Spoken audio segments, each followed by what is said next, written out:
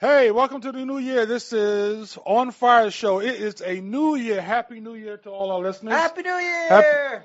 Happy New Year, guys. And it is the 6th. All right. I mean, we're celebrating Happy New Year. All right. It's a wonderful life, man. It's a wonderful life. I watched that all of December, man. All of December? All of December. I love turning it on. It's my favorite of favorite movies. Oh, wow. And it's December. It's January 6th. A great 6th is another Super Tuesday on the Fire Show. And we're here today, myself, Darryl McKell Brooks. Joe Ciano. Neil Schloss. All right. And I guess we're going to talk about the movie Atlas Shrugged. And also you have someone coming in today. Yeah, I have Uncle Jeff. Uncle Jeff. Uncle Jeff, yes. Yeah. It's a good friend of mine who actually I want to wish a happy birthday to, Holly Alster, Dr. Alster, foot doctor. She does surgeries on foots. Pretty well known in this area. Okay. For people that had foot injuries. So wow. Her uncle's coming in, and I met Uncle Jeff, who is a huge Atlas Shrugged fan, which I'm excited to hear his opinion on the book. And if he saw all the movies, because there are now 3 movies that came out and have been finished, so very excited. Oh, yeah, I'm excited to talk about the movie. And, I really want to sit down. When I watch movies like that, I want to see 1, 2, and 3. It's going all-day thing. It's a binge watching. Yeah, but this was a delayed releases. So you had the first part 1 had different actors and actresses in part 2, which also had different actors and actresses in part 3. So it throws a little loop at people because people aren't sure of who is who's Dagny, and who's Hank Reardon, and who's Ragnar Daniger, like all the characters. To me, they were my life because I'd say 25 years ago I read the book, and it led me through my path to here. Who was John Galt? Right. Who was John Galt, right? Yeah, and hopefully we got a bunch of John Galts in America right now and prepared, and we're speaking out about issues and fighting for the causes. Yeah, and actually, if you're listening, just joining in, we have a chat room, which is pretty cool. You can join the conversation in the radio show. So hopefully I can lead you through that path, which is go to hamiltonradio.net on the internet. Click on HR chat room. You'll scroll down and you'll see a face of 3 men, one in the middle, this bald dude. We got this guy on the left and right. The guy on the left, good-looking dude with that hat. I love the hat that I wear a hat like him now. Everybody's got one of these hats. Yeah, you got to go buy that hat, man. He's starting a trend. And I'm the black guy on the right, on the left. You're black? Yeah. I didn't know that. Oh, yeah. Okay. All right. What's up, Ruben? Ruben just walked in. He finally shows up. Oh, New Year's. Yeah. I wish I had this job. Just show up after the show starts. That's why. Yes. He's a broadcasting executive. Gino, the owner of sorts, saves the day, man, with big smiles. But he just came here to fire everybody and then go on murder away. Yeah. And we want to know if you want to give us a call. You can. If anyone can give us a call at 609-800-1003. Go on hamiltonradio.net. You can go to our chat room live and ask some questions. A lot of big things are happening in America right now, and in politics. The Republicans have taken over, and John Boehner. Republicans are here. Yeah, Republicans are here, and John Boehner, he's Boehner, in charge. Boner. Right. As I said, you've got a boner for more than 4 years, you should call your doctor. Yeah. Oh, come on. We got an ineffective Congress that's coming back, and it's been one of these political seasons that the Republicans have taken over, and we still have a Democratic president, Barack Obama, and as you know, gas prices are going down. Yep. Is that I'm glad people are probably happy because of that. Right, and he took that opportunity not to approve the Keystone Pipeline. Yeah, Keystone Pipeline. And it's a lot of things are happening around the country and around the world because the gas is so cheap now. I mean, Russia's upset, and I'm sure Venezuela and all certain other countries that we're milking everybody else. Yeah, milking topple some economies here. Yeah, I mean, oh my God, what's going to happen? I mean, they're talking about how the gas prices are going down, but also I'm looking and I was reading and said that our taxes, gas tax. They're talking about 30% on the gas tax country, and right now in New Jersey, Christie's they're trying to push another 20%, close to 30% on our gas taxes. Oh, is this a conservative governor? Progressive. No, they won't call it a tax. They won't call it a tax. No, they'll call it something else. Yeah. They'll like a fee, a fine, surcharge. Yes. What are the names that they disguise it under? Do you guys know? I mean, there's surcharges. I mean, well, when we look at New Jersey, I was reading in the paper a few days ago. People are still leaving New Jersey, and Christie's leaving too. He's in Dallas. And he can stay there. He can stay there. He's in Dallas right now with the owner of the Dallas Cowboys, and he's giving the scene. And when the Dallas Cowboy wins, he's giving everybody a big hug. Texas is a big state, and maybe the only state big enough to hold him. Yeah, I mean, wow. He's giving everybody's hugs. If you want to win the presidential nomination, you got to play the game. Yeah. Right? You got to go to Iowa first. Yeah. Then you go to Dallas. You kind of warm up to the Texans. Mm-hmm. It's just like a state-by-state but like he'll probably acceptance. lose New Jersey and Pennsylvania. And New York. And New York. Look, he's playing the game, man. It's like, we'll see how it plays out, right? Oh, yeah. And, as you know, we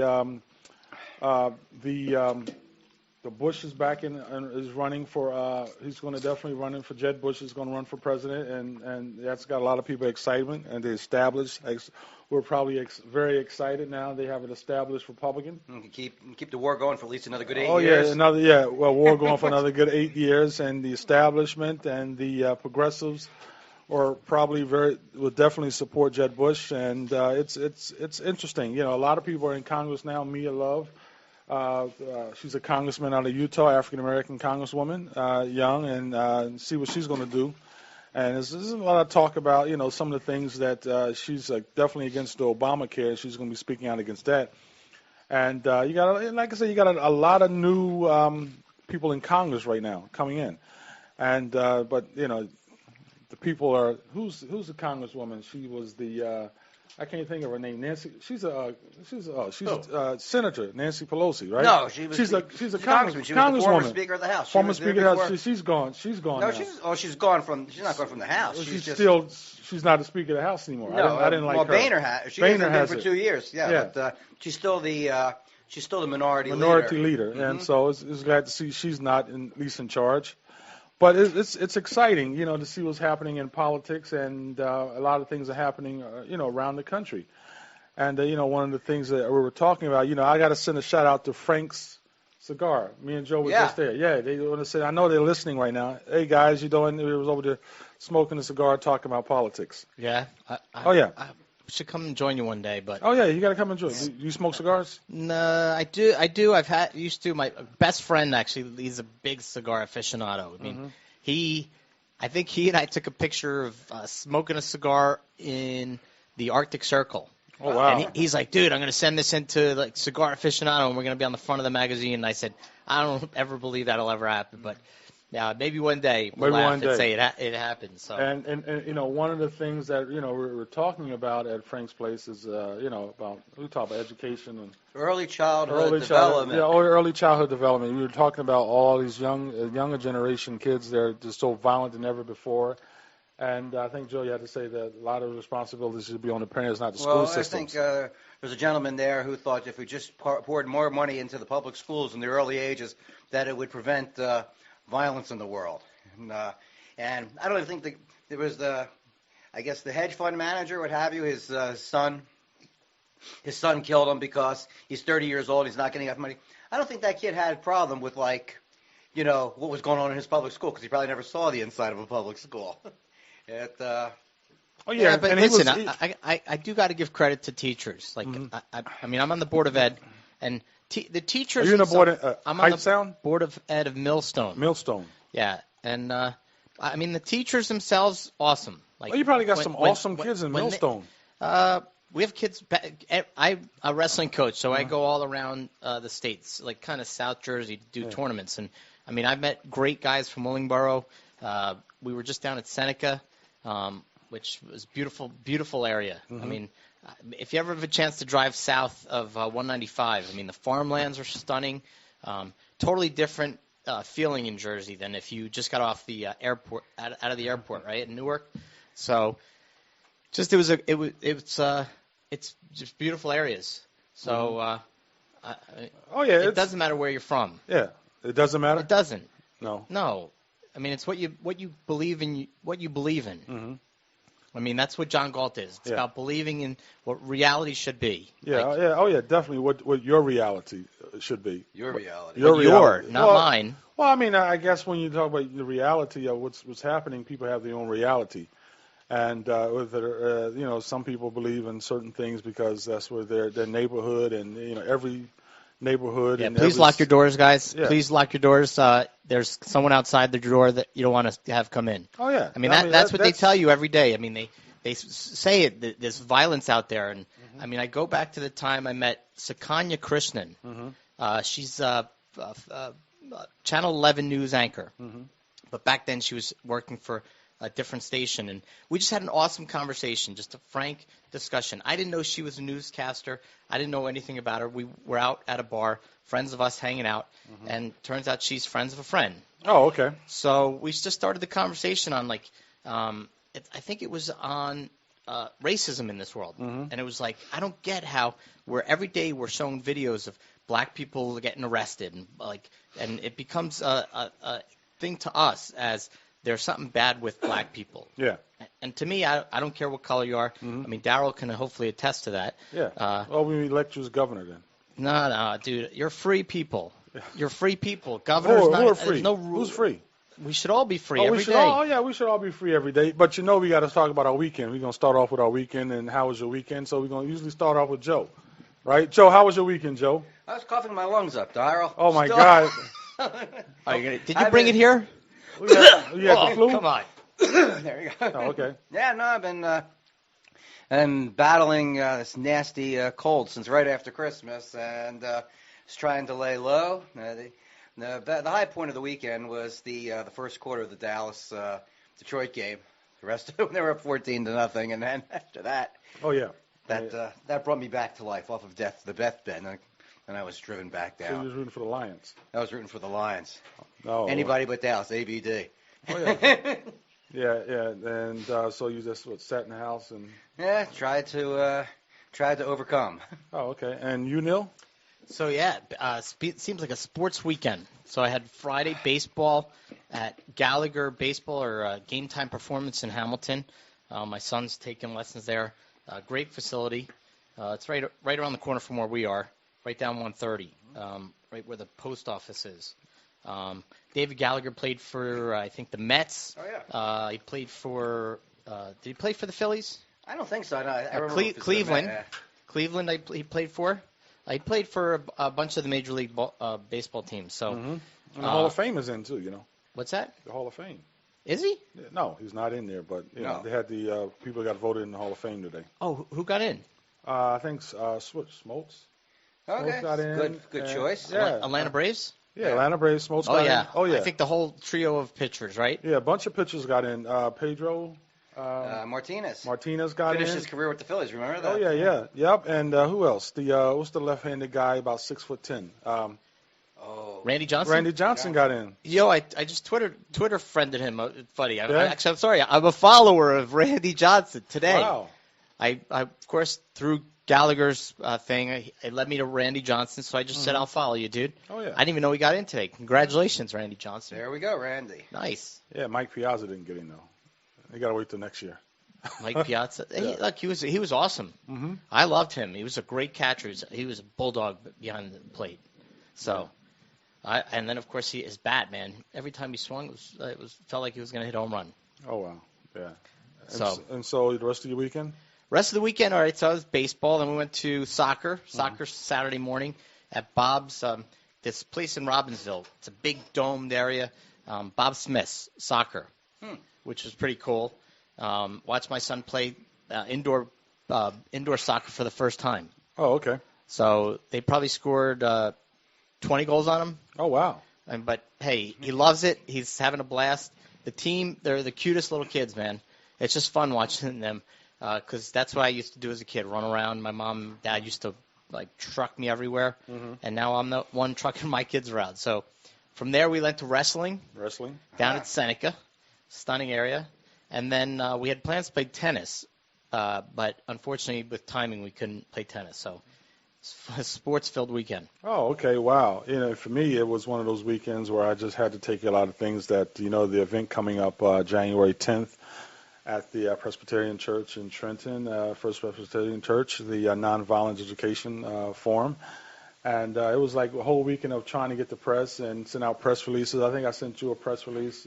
You sent me one to edit. Did you get that back? Yeah, I might have got it back. No. Yeah, I sent it to you, then you sent it back to me, and then I made some changes. And then, after the draft, I basically sent it out. And, matter of fact, we made the paper. When I wasn't on the deathbed, I got back up to edit your thing. Oh, yeah, thank you. Thank you. Uncle Jeff is running late. Uncle Jeff is running late, guys. Okay. We got don't rush, Uncle Jeff. Yeah. Don't rush. Slide in the ice. Don't slide in the ice. Yeah.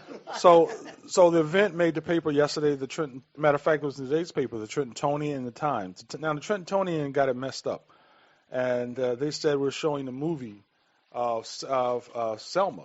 We're not showing the movie. And so I was telling some friends of mine, I really hope people don't. There's $10 a ticket. I really hope that people don't come and expect to watch the movie. You know what it is? The deal is, if you bring your ticket and another $10 down to the theater, you get to see the movie. Yeah, you get to see the movie. Well, we could talk about Selma, but tonight is about Atlas Shrugged. Atlas Shrugged. Very excited. And I just want to say to all the listeners, you got to go to the website, the OnFire News Network, check out the event coming up with Selma. Dr. Bernard Lafayette, he'll be here Friday. He'll be at the First Presbyterian Church in Trenton. And Dr. Bernard Lafayette was Martin Luther King's aide in the 60s. He's 74 years old.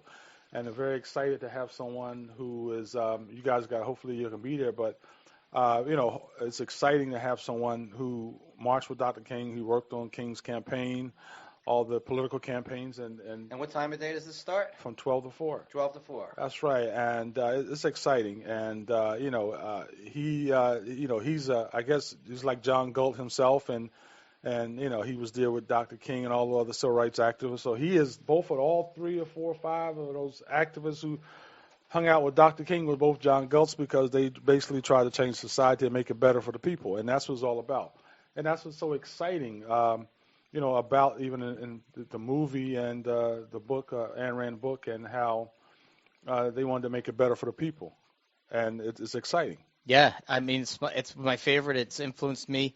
I read it 25 years ago, and then maybe in 2008, I downloaded it onto my Kindle and read it. And I now you can highlight the things you love, the quotes from it. You can do so much on these iPads and these digital things that we carry around in our pockets, that it just invigorated me. And, of course, Atlas Shrugged, the movie was coming out, the final chapter, or final segment, I guess, if you call it, of the trilogy. Mm-hmm. So part 1 came out back April 15th, I think, in 2006, if I can. I might get my years off. The second one, right?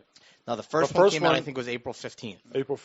It was so significant. It was like basically tax day, and, of course, this is the whole day when government stops reaching into your pocket. But the truth is they do continue to reach into your pocket, because mathematically government reaches into your pocket pretty much till May or June now. No, yeah, you're only talking about the income tax anyway, because they're still reaching into the pocket on the sales tax. No. Actually, going back to the chat room, we were talking about different names for the taxes. So guest 14058 chimed in that they're going to call the increased gas tax a ransom tax. Oh, yeah. That's the new thing, the ransom tax. And it is sad because, with all these the taxes for, definitely for gas, because there's going to be a federal and a state gas tax. So we're just talking about, that's going to be at least, 40 cents extra. Yeah, and then through the Accounting Society, I get things posted to me about what's going on. Mm-hmm. I think the Fed wants to do a sales tax also. So they want to institute a federal sales tax to come down. Wow. Is this what we were calling the fair tax before? They're just going to add it on? I don't know. If they just add it on, it's just more reaching into your pocket. And this one of the things that, we talked about the tax day rally. OnFire News Network, we wanted to plan a tax day rally at the State House. I went to your first one, man. Oh, which one? I went in that's the 2005. No. 6. Oh, really? What was that one? 2010. No, was it 2010? The 2010 is when all three of us were faithfully in the same place. Yeah, we were. At the same time. Yeah. That's where John Galt is, actually. Mm-hmm. That's the people who are John Galts Yeah. go to these because they really understand what it's about. Yeah, and it's going to be. I guarantee you, the one I talked to Seth, and and trying to get him and who else? Who else we said I talked to? I tried. We're going to try to get. You're going to get that young lady from Utah to come in here. Yeah, Mia Love. I'm trying to get her. We're going to definitely try to get her to come. We know that you're friends with what's the guy that he ran for Congress? Mary Sabrin. Mary Sabrin. Oh yeah, definitely Mary Sabrin. Dr. Eck. And some of the. Alan Bateman that ran. Oh yeah, Alan Bateman. There was another guy that ran in that. Scott Supprell won, but Dave Coursey. Dave Coursey. He was great, man. Yeah. I met him. Very, very, very smart guy. Oh yeah, definitely. Get those guys and How about Ron Paul? Do you think we can get Ron Paul on the show? You never know. I mean, anything's possible. I mean, it's exciting to have a show and then have something like like a tax day rally where we can get all the people together and start questioning the taxes because we're definitely overtaxed. Yeah. Oh, Clearly overtaxed, and it's time to put together another movement. A freedom movement. A freedom movement, and OnFire News Network is about freedom, and that's what we're trying to do on OnFire show. Get people to come on the show and talk about freedom and liberty because it's needed. It's needed all over the country, but we live in New Jersey, and New Jersey is people are still leaving New Jersey. People are still overtaxed, and Christie didn't do what he says. I mean, come on. We have to really make America better, make New Jersey better. And then we have the surcharges are killing people. I mean, my God. I think it's a fear, man. Everything's a fear. Like, I'm selling my house. They call me up. They're asking me, like, all right, what tax are they going to take from me? Like, and then every move they make, like clients of mine, and I don't mean every client. It's like some people will call me when they have just a basic question on tax, and then people are just like, hey, I'm doing this, and they want to know where government's going to pull from. Where are they going to steal you? Where are they going to steal from? And they just want to get that in their mind that this is theft. Yeah. I mean, and so we know it's theft. It's just like to the point of people are going to do about it. And, when people come together and rally and protest and push government and challenge government, usually government will say, okay, step back a little. Mm-hmm. But we still have people that fear government. Right. I mean, they feel, well, even though the IRS is not part of the government, they feel the IRS, they voted for the taxes. And wait, they're not part of the government? Yeah, IRS. You know that, right? Sure. Of course I know. Didn't you tell somebody to go to hell? I know. Didn't you tell somebody, listen, a tax agent, IRS agent? No, I What's the story you told them to go to hell, right? Or get the F out your office? No, that was someone in town who is a friend of mine. He came in and I thought it was a female. No, the IRS agent I dealt with, it was very cordial, very professional. I had asked her a question that I didn't understand of the United States Constitution. It was like me questioning them because, of course, if you don't understand what the law is, the person who's enforcing the law should be able to answer that question. Mm-hmm. I think that's the basic concept. If I'm not sure of it, I should ask the government agent who steps into my office, what's that law? And if you don't know it, please find out for me and get back to me. Mm-hmm. And that's all it was. And I said, listen, I have a question, like Article 1, Section 8, Clause 17 of the U.S. Constitution. And of course, she was like, I'm not sure what that is. So I had to give her the Constitution for her to read. And I just said, listen, just read it and just read it to the point where you can explain it back to me what it means. And in my understanding was just simply 10-mile square radius is Washington, D.C., and the states seceded land to them and said, that's your land, go on your land, have fun, stay off our land. If you come on our land, then we might have an issue. And that's where states' rights came into play, which was a 10th Amendment right. Mm-hmm. And, of course, the people said, no, states don't have rights over the people. People have rights over the states, and then states have rights over the federal government. It's just a pyramid. I mean, and, of course, if you want to be on the right side of the pyramid, you want to be on the top of it, and you get the understanding to people that freedom comes first. Your rights are always yours. No one has rights over you. And, I mean, that's the whole John Galt philosophy. Yeah, I mean, we're supposed to be living in a democracy, but, democracy means the rule of the people, and the people are definitely not ruling. It's not a democracy. Not know that, dude. I know that. It's supposed to be a pledge democracy. Allegiance to the flag, right, yeah. of the United States of America, Yes. And to the Republicans. Yeah. not Republicans, not Kins, Republican. A Republican. A republic. Sorry, Republic. not a my bad. It's a republic. Yeah. Okay, so a Republican is just the person that said, "I'll So steal that idea." you pledge allegiance to the flag. I mean, do I pledge No, allegiance? Did I growing up? Yes. Yeah. I truly did. You're on the school board, and Yes. and do the school board when they open up? Do they have the pledge of allegiance? They do. What do you do? I stand with Do you respect. do you hold your hand across your chest? I have, and out of respect for what out of other respect. people, You- out of respect for what other people are so used to in life. Mhm. Like I stand you up do- and I salute my flag. I say the pledge to say I'm pledging allegiance to this United States of America, which is really pledging allegiance to an entity. Mm-hmm. Do you remember a comic strip that used to be called Zippy the Pinhead? No. It was good. It was a kind of an underground thing. And there was one episode where he had to say the Pledge of Allegiance, and I remember because he totally mocked the whole thing up because I plead alignment to the flakes of the entitled snakes of a merry cow, and to the Republicans for which they scam one nacho underpants with licorice and jugs of wine for owls. Wait, well, what? That's Hold what on. We I gotta plead hold on. alignment. Can we slow this down? Yes. Because of course I'd love to analyze every single word. So go I ahead. plead alignment to the snakes To the snakes. of an untitled to the untitled flakes of a merry cow, and to the Republicans for which they scam one nacho underpants with licorice and jugs of wine for owls. We should find. I mean, whenever they said the Pledge of Allegiance, I started to oh no, that's the wrong one. Yeah. Well, it's funny because in the freedom movement, Yeah. the Ron Paul movement, people would come to my office and of course talk to me about different things like the tassels on the flag, guys. It's a whole thing. If there's tassels on the flag, that means you're a communist or something. There's a lot of things that people have learned over time and have incorporated in their lives to mean something that has to do with the fear of government. Mm-hmm. And I mean, it's like I said, I've gotten over that fear. Yeah. There's no fear of government. It's Yeah. basically, Well, I mean, if you don't stand for the Pledge of Allegiance, they probably look at you as a communist or something. And yeah. no. I mean, so I do So stand try. up. No, I want to up. see you. I do stand up. This past time, it's like there's. What would you do? What would happen if you sat down? If they asked the people to stand up to the Pledge of Allegiance flag, you just sit there. What would they consider you? Anti-American, I don't communist? know. I don't know. You don't know. Al Qaeda. Yeah, Al Qaeda. Really? But they would. But I'm not. You I'm know? not anything. I'm just a free man. Like. But what would happen if you did not stand for the Pledge of Allegiance? It's just to get. It's like They would getting vote. They'd find a way to get you out. I got one more year. Yeah. I'm done. You done?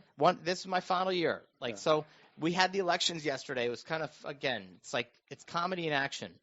Like these board meetings. So You know, I would like to be on the school board too one day. then run. They can't run. It's only appointed by the mayor. I mean, it's In in our Trenton. town, it works different in our town. Yeah. There's no democracy like that in Trenton. Really? Yeah. And it's terrible. It's an appointed position, It's an appointed position. not voted in. Yeah, I mean, you can have people that have had, like, there's one guy, he had, matter of fact, he didn't have a high school diploma. And he was a politician, he ran for office, and he wound up becoming, they appointed him, the mayor of Trenton appointed him, I can't think, it was a Spanish guy, a Mexican guy. And they appointed him as, he had no educational background, they just appointed him to the school board. Shows that anybody could become anything in Yeah, America. oh yeah, and I mean, and I talked about that earlier at Frank's place, you know. It's just the title, guys. Last week, I mean, when you have a school system which is rated a D+, you have a school system a D+, and you know that tells you about the school board, that tells you about the superintendent who's probably making what $200,000-300,000 more than the mayor of the city is making. I mean, I mean, I think people don't really. Won't hit them that it's important to them when it's finally hitting their pockets. Well, yeah. Also, you know, when you see your child is graduating from high school with who graduating with a 5th grade reading level, and he can't get a job, and you wonder, well, yeah, I went through the school system, I did everything, but you know, you can't get a job, or because you can't go to college. You're a service worker person, and you got to work at McDonald's and Burger King. Because You know the song. I gotta get me a job. I got to get me a job. I gotta get me a job. I know the one. By I'm a hustler. Carl Denson. Have you heard this? The one I'm a hustler. Song? I gotta get me a job by Carl Denson. I mean, it's awesome. It's a really cool funk song. Wait till you hear the funk.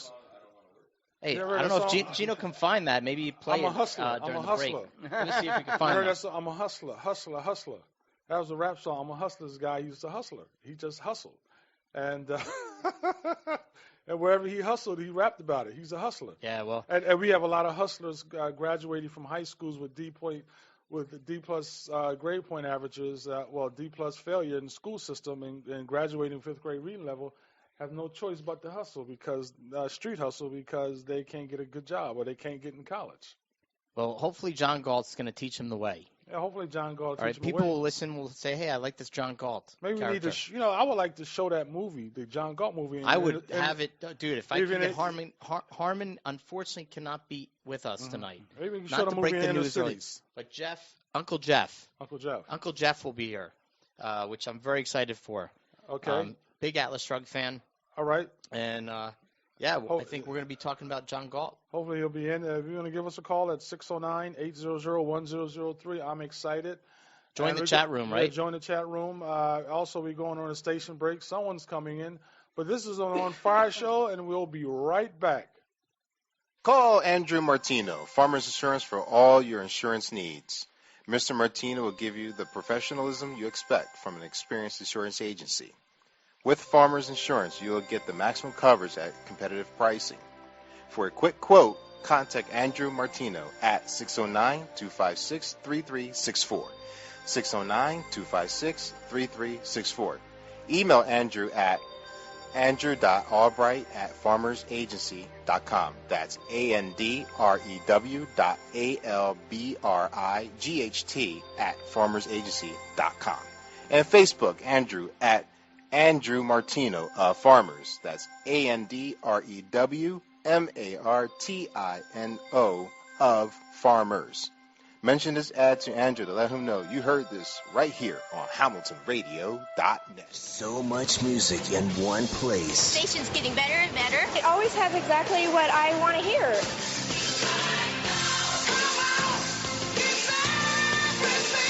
No wonder we're number one in Hamilton and New Jersey. So, you want to get imaged? Well, cool. That's what we do. Whether you're smooth jazz, rock, or just plain want the guy next door, we got a deal for you. Whatever you need, you know what I'm saying? At JeffRadio.com, we provide quality, affordable voiceovers that rock. Is there a juicy part in it for me? All at a price that you can afford. Can you believe him? JeffRadio.com. A very smart cookie. Check out our demos today. Call Andrew Martino, Farmers Insurance, for all your insurance needs. Mr. Martino will give you the professionalism you expect from an experienced insurance agency. With Farmers Insurance, you will get the maximum coverage at competitive pricing. For a quick quote, contact Andrew Martino at 609-256-3364. 609-256-3364. Email Andrew at andrew.albright@farmersagency.com. That's ANDREW.ALBRIGHT@farmersagency.com. And Facebook, Andrew at Andrew Martino of Farmers. That's ANDREWMARTINO of Farmers. Mention this ad to Andrew to let him know you heard this right here on HamiltonRadio.net. Hey, welcome back to OnFire Show with HamiltonRadio.net. Make sure you check us out on the chat line, and just go to HamiltonRadio.net, Channel 2, and check out the chat line and give us a call at 609-800-1003. We have a special guest in the audience. Yes, we do. Uncle Jeff. I got to call him Uncle Jeff because that's how I know him. But can't believe how many sounds people like a guy have comes told in me that in my life. passing out $20 bills to people. Hi, Uncle Jeff. Yeah. So Uncle Jeff came into my life when I moved to Millstone. I was introduced to some friends, and they are very, very close friends of mine. And the wife's mother's brother shows up one day, and of course I was told he's a big Ayn Rand fan. I mean, I think that's pretty much how I was told. Like, you got to meet my uncle. Like, he's a big Ayn Rand fan, loves Atlas Shrugged. You and him are going to hit it off. And I think we did. It's like when I get to parties, I feel like him and I just can hang out and BS the whole time. You're the only one I'm allowed to talk to. What? Everybody else tells me to shut up and not talk politics. They tell you guys to go upstairs. Right. Out of our way. But he doesn't talk politics. He just talks. I talk what freedom. I believe. What he really believes, and it's true. It's intriguing. Like the way he speaks.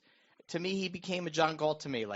And that's what I try to meet in my life. People that have become my John Galts, because those are people that believe in that idea of freedom. I mean, it's that simple. Mm-hmm. They understand that government doesn't rule us. We are our own rulers of ourselves, period. That's the end of the sentence. That's the end of the statement, period. So, exactly. Uncle Jeff, welcome. Thank you. Yeah. So, can you tell me, when did you first read it? Now, Uncle Jeff, of course, being an uncle, usually is older than my friend, so right. He's older than me, but to me, we're brothers. Right. So I think the first time I read it was probably the early 70s, 1972. I know that's probably before your time. I was born in 1971. Okay. So I will be turning 44 next week. Wow. Yeah. I'll be Reggie Jackson, man. I'm going to be Reggie Jackson hitting 3 home runs. I've been here 2 years ago. In October. Mm-hmm. What's that? I've been here 2 years ago. 2 years ago? Okay. 44.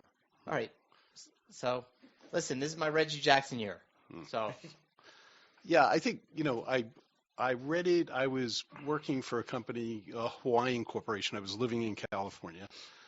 I was on the road as an auditor in Oklahoma. I remember exactly where I was. I was in Tulsa, Oklahoma, in some rinky motel there. You were an auditor? Yeah. For whom? A company called AmFac. AmFac? They were a Hawaiian company that owned 85% of the sugar plantations. Okay. In Hawaii, a lot of beachfront property, hotels, things like that. So you learned a lot from that. Yeah. It was an amazing company because people think that Hawaii is a really liberal state, but they were like the old school Hawaii, if you ever read the book Hawaii by Michener.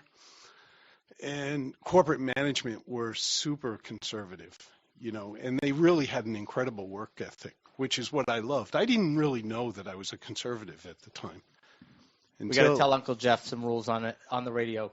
Speak into the mic so that we get you loud and clear, because the people that are listening, Uncle Jeff he's full of knowledge, and that's a John Galt, someone that's full of knowledge, and it's passing that information on to you guys. So. And you're a soft-spoken person. I could see that.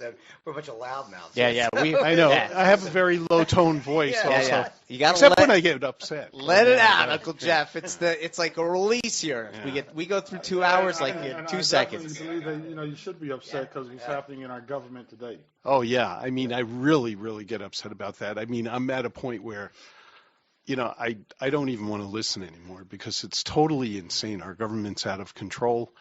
The Republicans, like today, Boehner got, he's still they voted him in again as Speaker of the House, and he doesn't do anything. I mean, nobody does anything.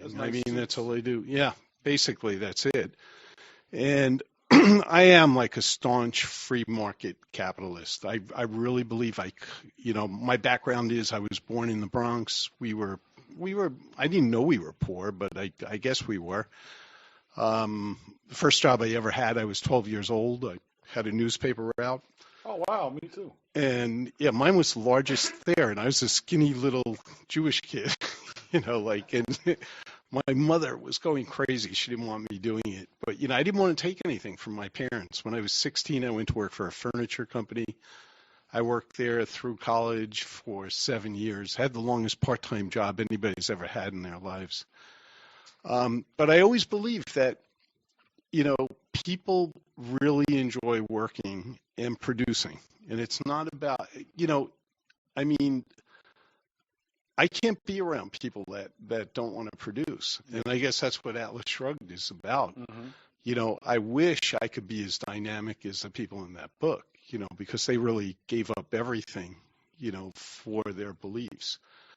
I think that I probably compromised in my lifetime, but not that much. I've owned companies, I've worked for companies, and I've seen people that really didn't I'll never forget. We had I was in this business, the mortgage business for a while.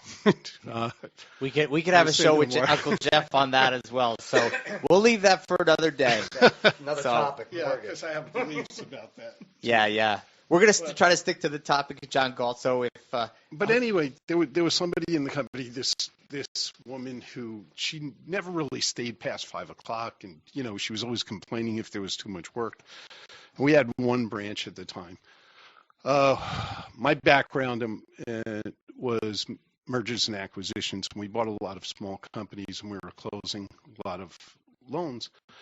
And one Friday night, I walked around. It was about 7 or 8 o'clock, and Fridays were always our big night, where all the closings always occurred. And we had to get them ready for the weekend and Monday morning. And she was sitting there, and it was like 6:30, and I said to her, "How come you're not leaving?" And she said, "Are you kidding?" She said, "We're going to hit 200 mortgages this month." And she was so happy. She wasn't that miserable person anymore that sat there just doing her job. She loved being part of the growth.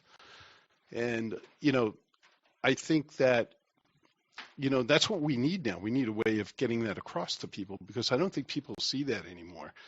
And it's kind of like when Neil told me, that he was going to interview the person from, the movie that did the script and produced it. Yeah, Harmon Kaslow, just so you know, he reached out to me.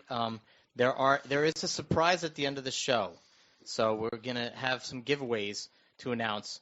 So if they can call OnFire, email us at OnFireNewsNetwork at Gmail. Are you going to do that one? Okay. Yeah, OnFireNewsNetwork at gmail.com.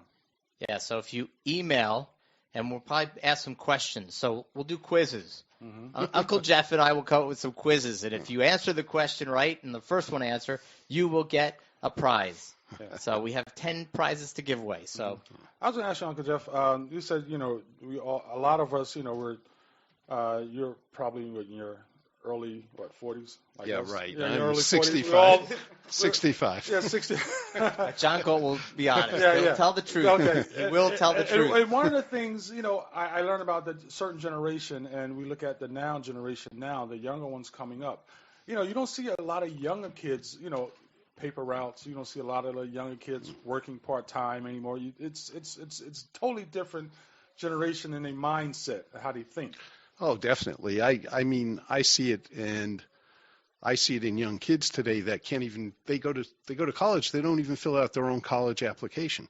I mean, if I didn't do that, it's kind of when I was 16, I couldn't wait to drive. So, I went down to the Motor Vehicle Bureau. I filled out all the paperwork. I bought a car. I registered the car. I registered my parents' car for him. My brother did also. Mm-hmm. That's how we grew up. We did things for ourselves. And I think that kids today don't see things for themselves.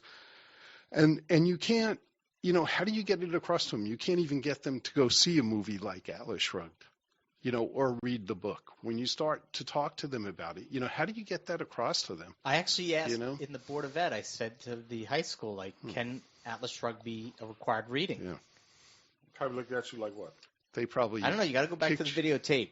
Remember that line? Go back. Let's go to the videotape. They tell you go to hell. They just laughed. It was like, and of course I'm like, all right, guys, just like let's basically go back. They told you to go to hell. No, it's just like basically that was it. No one tells me to go to hell. They probably don't even know what it is. Yeah. They haven't read it. They just know it's a long book. It's 1,000 pages and it intimidates anyone. Right. And it took me a long time. Like I was not a reader. Like when I was I wasn't either. I was a numbers guy. Me too. I mean, I was a numbers guy up until after I think I graduated college, right. where like books became my interest. Like, right. And like my cousin Glenn, I mean, God bless his heart, was a reader. So he was the reader. I was the numbers guy. We were best of friends growing up. And of course, when I finally turned to the reading side, he's like, Neil, read this. This is one of the best books to read. Yeah. And because I didn't know about Atlas Shrugged. I mean, it's like a book. To me, it's a cult book. Mm-hmm. It's one of those cult books that's like, that's the banned book. You shouldn't read it. Or book clubs that say, we can't read that one. Like that's we can't have a conversation like that. Mm-hmm. I mean, we'd rather just read what's the just these books that are coming out, these fictional books that come out. And, like the vampire books, Twilight. and stuff like that. Yeah, I know. And one of the things, Uncle Jeff, it's like some of the similar things that I grew up listening and reading a lot about Martin Luther King.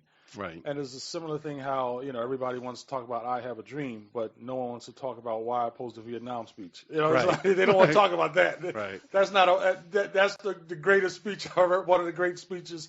And, growing up listening to Martin Luther King and reading all of his books. Right. And, like why, we'll keep focusing on I Have a Dream than some of the great other speeches he had and he spoke about.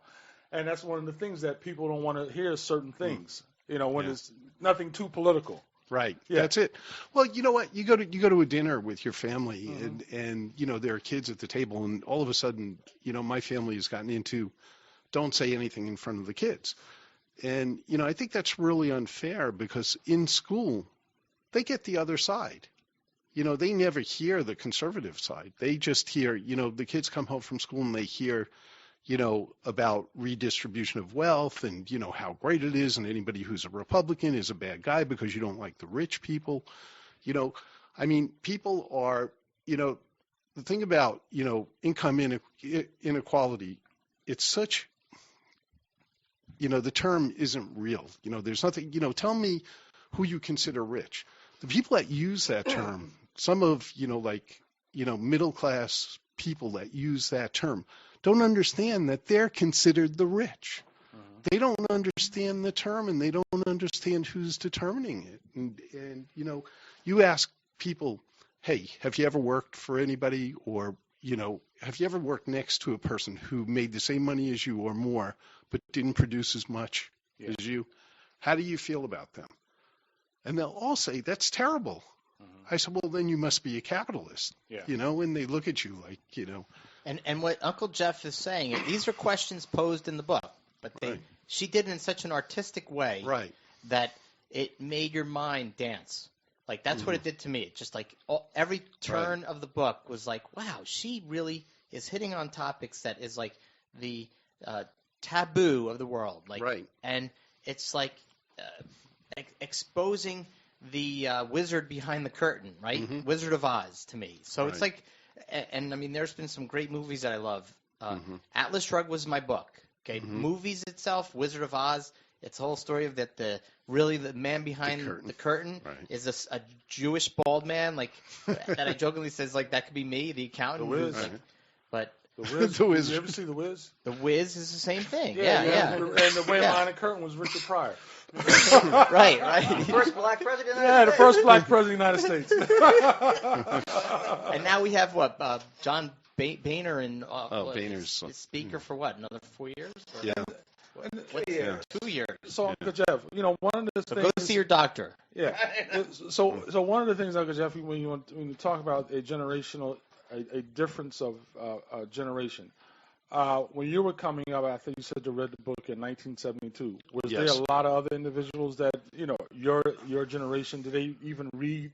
It was a cult book. Okay. Back in the 60s and 70s, and occasionally you'd always meet people over the years, and you'd say, "Wow, Atlas Shrugged is my favorite book," and all of a sudden you would develop an affinity with that person.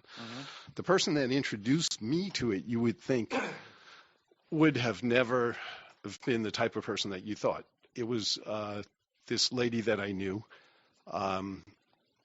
She worked for AMFAC also, or actually I had started a credit union there and she became president of the credit union. But she was originally worked in Silicon Valley and she was a shop steward for a union. So you would think that she would be the last person. She said to me, we would talk all the time and she was really cool. And she said to me, you have to read Atlas Shrugged. She actually bought me the book and I was flying out that Monday morning. I took the book with me and I read it that week. And I couldn't believe it. Wait, you read it in 1 week? In 1 week, yeah. Actually, I read it in a couple of nights. I stayed up all really? night. I mean, a lot of coffee. I stayed up all night. It took me. I'm not a fast reader, but I couldn't put it down. It took me a year. I just couldn't put it down. Really? I should say, listen, if that you tells you how smart you are. No. If you have attention deficit disorder, if you have ADD out there, which we could talk about that. You have ADD? I mean, I know I do. It's like I can. If I'm reading something that fascinates me, my brain goes into totally 50 million directions to figure out where the puzzle might end. To kind of solve it before where the book ends. And I mean, it's so when she went off on these ideas, and I know. To me, it was like. Well, at first it really confused me because I didn't know where she was getting to in the book, because I think the way she did it was like, I didn't know which side I was on. I wasn't sure. Right, and it brought me to it. Oh, yeah, and that's why I said it's so important if we could only get the younger generation to get into it or to go see the movie. Or how do you do that? You try to see a character of the movie be you.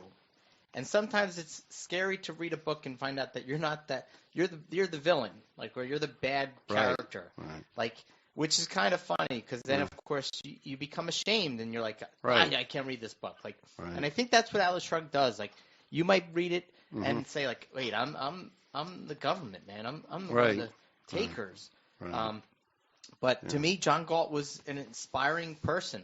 And he wasn't even a person until near the end, which is what this whole thing is about. It was an idea of a statement made by people that when things were breaking down, crazy stuff was happening in society, and no one around you could answer the question, who is John Galt, became the statement. Just replaced a way to end the conversation. And it was a nice way to say, well, who's John Galt? All right, let's move on. Let's move on to the next topic because we don't really know. And then it was well, who is this guy? John Galt's really a person? And the funny part is, my kids changed my Gmail so that John Galt's my name that goes out. So when people receive emails from me, they get John Galt showing up in their emails. And, of course, the comments sometimes come back, well, Neil, who is John Galt? Does he work for you? And I said, no, you could be a John Galt. You, if you read that book, hopefully you are the John Galt and want to take your freedom back and live your life and prosper and do the best you can and be a producer. Right? Because we all are producers. Yeah. Do you know any younger people that have read the book? All right. So because I became state involved with Ron Paul campaign, I got to meet some of the greatest people. People that jokingly came out of their closets, came out of the places that are they're the computer programmers that sat behind, really thought of life, but never got to stand out and speak.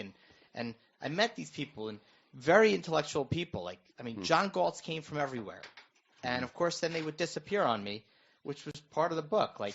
You can John Galt in and you could John Galt out. It's and then of course the Matrix came out, and we of course had Neo, who was basically plugging into the Matrix to understand this whole philosophy.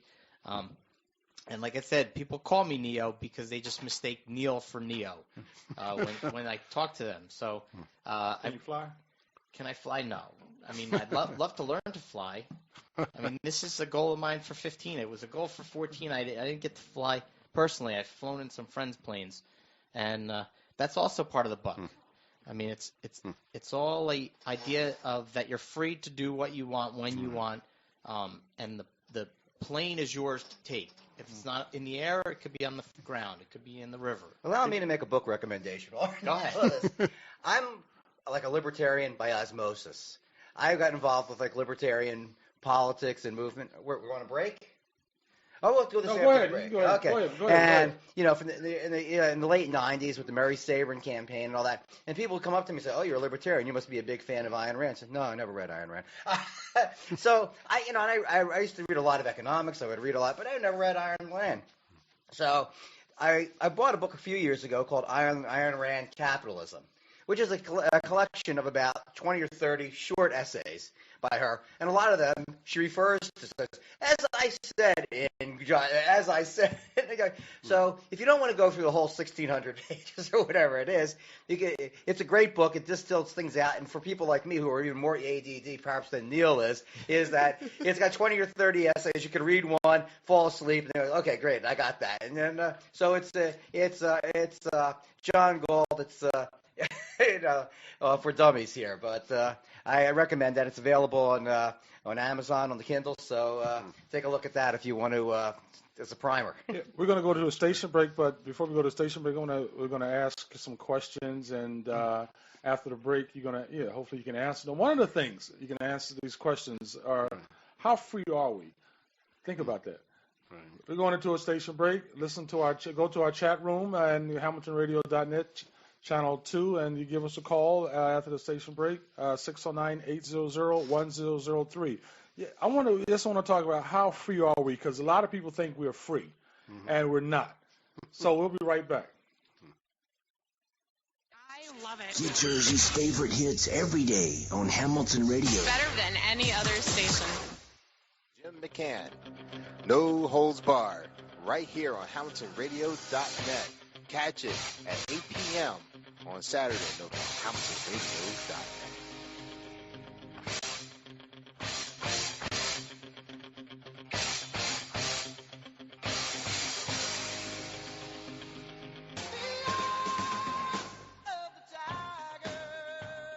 Visit PrimalGym.com. Primal Gym has the latest in gym equipment. Primal Gym has the experience in martial arts training, fighting, and workout, and more.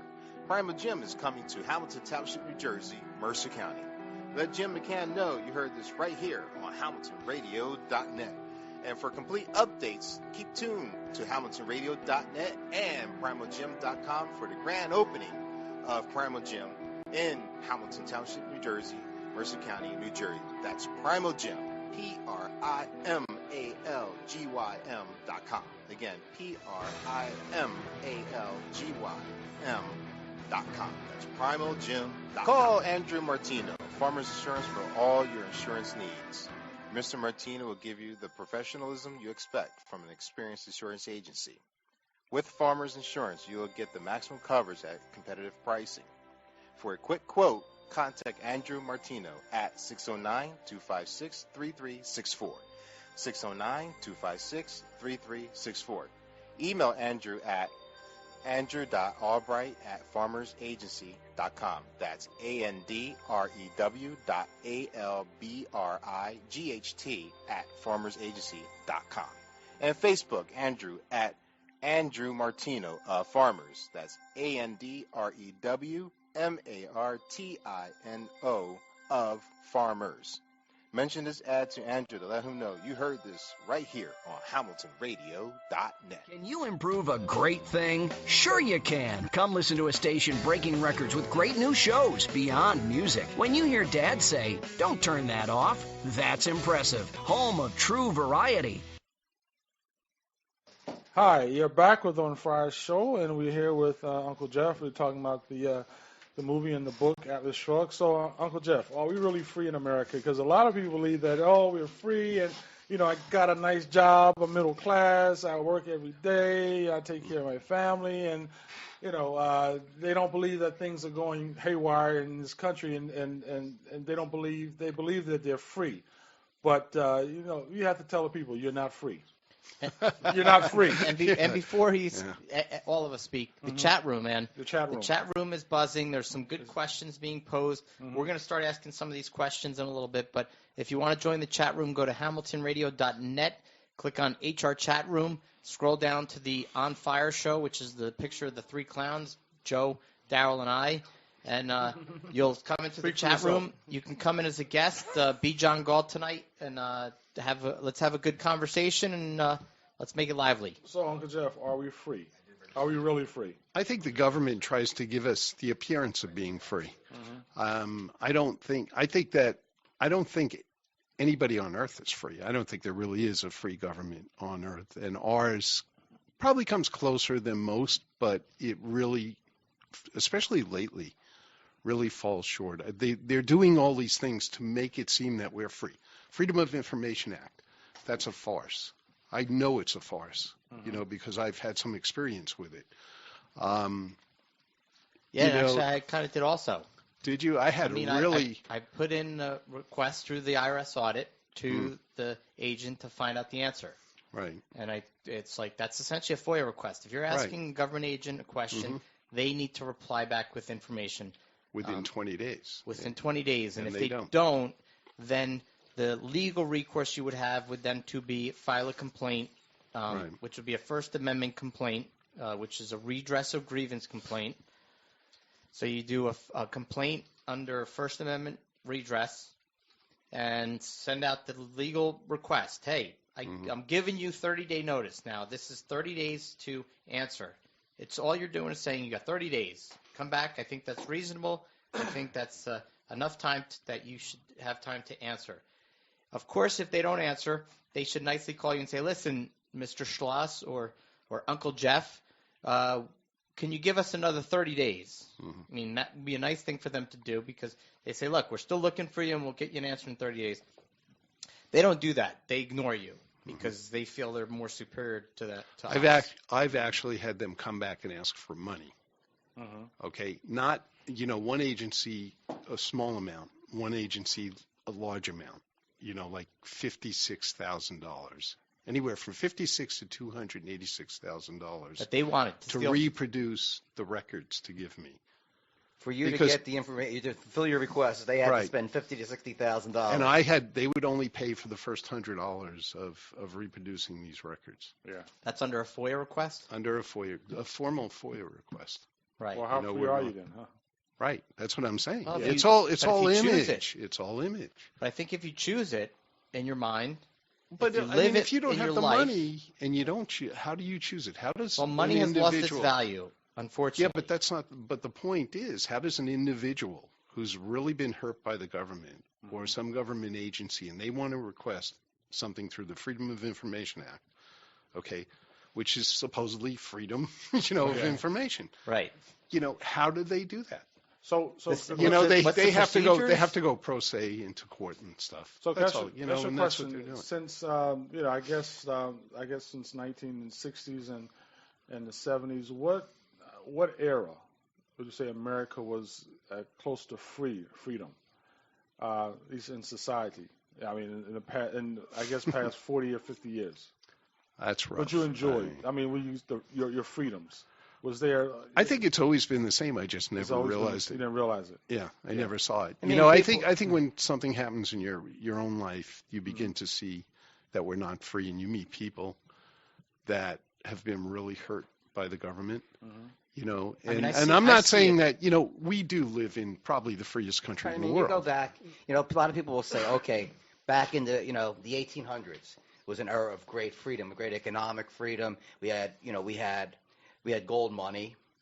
There wasn't an awful lot of regulations, but there was a lot of things going on there that weren't free. First of all, we had slavery in this country, so a large part of this country was not free at all. And secondly, after the Civil War, a great deal of freedom was taken away from states for their ability to, for states' rights. It was also an era of great crony capitalism. The railroads were built with government money. A lot of things were taken. So I think there's always been a tension. There's always been an ideal in this country of freedom. There's always been a corrupting side, which goes all the way back to Alexander Hamilton and the central banks and everything else that they tried to do. So I think there's always a tension there, and I think that among countries of this world, we're probably the only one that still holds up a Declaration of Independence and a Constitution that has this beacon of, an ideal of freedom. We're still trying to be free. We're trying to be free. But I think, there's a continual perversion of that, interpretation of the Constitution that has nothing to do with, what it. Yeah, but as long as you have people that are uneducated and are unwilling to learn, you're not going to have freedom. And that's the big thing that we have in this generation. We have a generation who, I was just talking earlier, who graduates from the 12th grade or the 5th grade reading level. Right. How free are you? Yeah, but even the people that are graduating college and have reading level, they're not willing to understand anything. Things, you try to talk to somebody about something that's complicated, and they tell you, you're giving me a headache. Yeah. well, why am I giving you a headache? This affects your life, your children. Hey, I'm not married. I don't have children. I don't have grandchildren. I could say, hey, I'm 65. I'm, another 20, hopefully maybe 5, 10, 20 years. No, we're going I need you around another 40 years. I need you around another 50 years. I don't want to be around 40, 50 Dude, years. I need to hang out. I don't want to live through the crisis that's coming. Yeah. So the question is, what has to change, you think, in education? I think we have to go to the people. The people of this country have to change. It's not, everybody blames the politicians, and I do also. But the truth of the matter is, until people understand what's going on, it's not going to change. They vote for people that are popular. Do you see this happening, though? No. I see it going the other way. So what do you think, I guess, another 10 years from now? I think it's going to get worse. What is really worse? The economy, our country, something like Atlas Shrugged, where we're not going to be the power that we are. We're not going to be the country that we are. We're not going to have the belief system that we had. Okay. I mean, it feels like, to one sense, I think it's like the mindset of losing. Like we're losing, right? And when I say losing, it's like I will say this from the bottom of my heart, that everyone is free every day of their lives. They can do what they want, but the mind is programmed. It can be programmable. It's a thing that you learn that over time. And like I said, I own a magic store where I've studied under hypnotism concepts. And if you read this stuff, it's basically you can be programmed. It's very simple. If you hear the message over and over again, it becomes your reality. So you have to just, we say, turn this channel off. It's hard to say, turn your mind on, become your own John Galt, and then make this your radio show to listen to, because hopefully you're enjoying this conversation. And we want you to call in. If you disagree with what we're saying, we want you to call in if you agree with us. That's the thing. It's like a conversation needs to be had. And, sorry, do not just remember, if you turn off and just get your mind to believe in the good things, that life is great, every day will be fun, good things are going to happen. If something bad's going to happen, then, you can easily turn your mind to a good thing. And that's tough. I mean, I have lost my fear of, I think, anything at this point.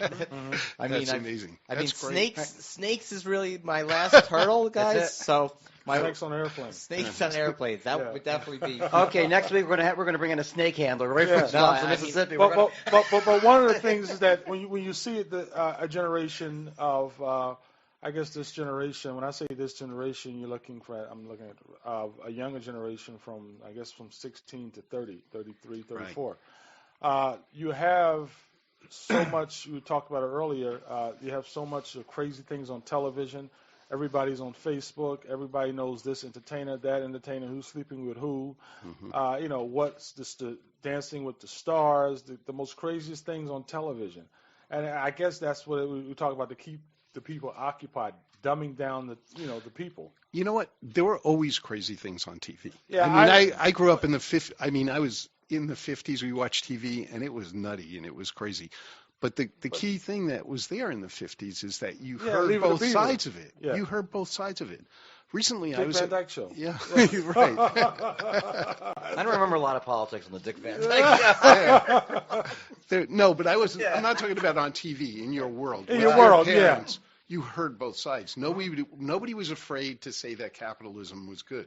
I was recently at a dinner with a school teacher whose husband owned this unbelievable company, who was whispering in my ear, because he was a staunch Republican, his wife super liberal, school teacher.